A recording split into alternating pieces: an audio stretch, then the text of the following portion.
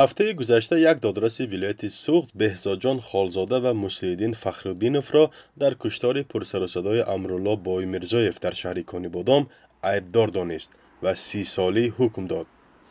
به غیر از این جنایت کشتار، این دو ساکن ناحیه مسچا همچنین به صادر کردن جنایت‌های اخلاقی نیز گناهکار دانسته شده‌اند. ولی پیوندانشان از حکم و طرز برگزاری مرافعه‌ها ناراضی هستند. تو همون روز سوده ما رو ندر آوردن، یکو مایده نموندن که گفتن که همینش هم گفتن زکرید میگذرد. ما از این کار اینا که وابشه ناراضی نخواه که این دگاه سودم بدتر شده. اینو کردگی نیستم گفت سادیان خودم قطیش وا خوردم گفتیمش بچه هم رو پرو خدا حیث نمیگوی قسم خورده پیشم آچه من شیر شما رو خورد کورم کنم من میکرد یک کیفتا چشما سر.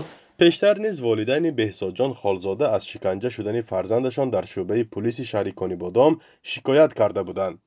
فیض‌الله و ملاحت خالف‌ها والدان بهزادجان خالزاده چندین ماه برای اثبات بیگناهی پسرشان تلاش کردند ولی میگویند به نتیجه نرسیدند.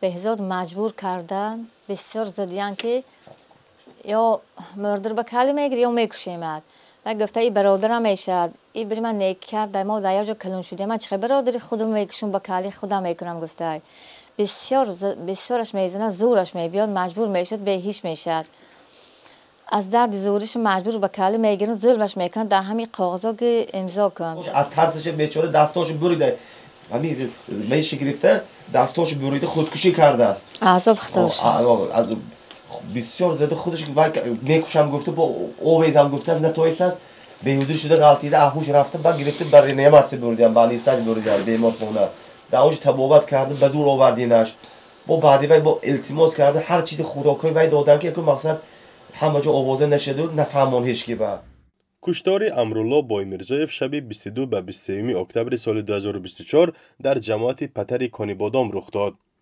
امرالله بای میرزایف، بهزادجان خالزاده و مسلیدین فخرالدینوف در کارخانه پخته در این شهر کار میکردند. آنها در یک محله ناحیه مسچا بزرگ شده از خردسالی همدیگر را میدانستند. پیوندان امرالله بای میرزایف درباره مناسبت با خانواده‌های گمانبران چیزی نمیگویند. نزدیکان بازداشت شدگان میگویند سببی را برای کشتار نمیبینند.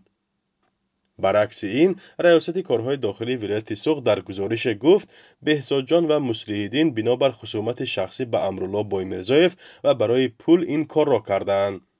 ویدیوی اقرار را هم نشر کردند که معلوم نیست تحت چه شرایط ثبت شده است.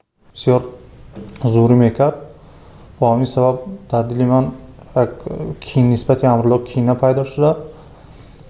شب 23 اکتبر با همراهی بهزاد پیشکی مصلحت کردیم که امرالله رو میزنیم. دست امرالله حتما پولش همه وقت پول بود و نیتی که مثلا هم پولای گیریم بعد زدن فرار کنیم از جمهوری. از ماه مارس تا آخر سال 2024 در محله های گوناگون شهر کانیبادام زیاده از 20 نفر کشته شدند و این حادثه ها در منطقه سر و صدای زیاد برپا کرد. بسیاری از پیوندان کشته شدگان و هم دستگیر و زندانی شده ها میگویند که حادثه ها به هم مانند بودند. دادستانی کل روز 21 دکبر سال گذشته گفت که 4 نفر را با اتهام دست داشتن در کشتارهای پیهم در کانیبادام دستگیر کرد. بعد این اعلان دیگر هیچ چیز درباره حادثه ها و گمانبران نگفتند. فرزان محمدی، رادیو آزادی، شهر کانیبادام.